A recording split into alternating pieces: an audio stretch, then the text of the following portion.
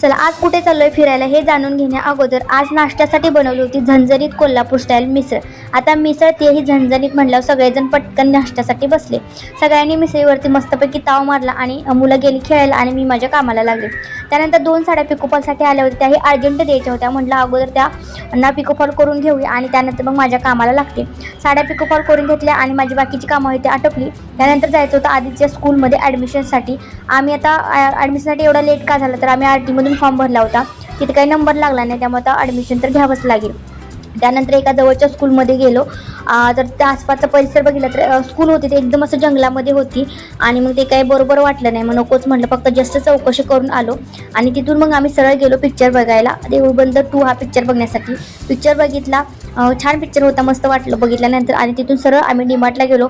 डीमार्टमध्ये आता एकदाच महिन्याभराची खरेदी करायची होती, त्यामुळे सगळं जे काय दिसतंय ते गोळा केलं आणि सरळ घरी आलो। तर असा होता आजचा आमचा दिवस।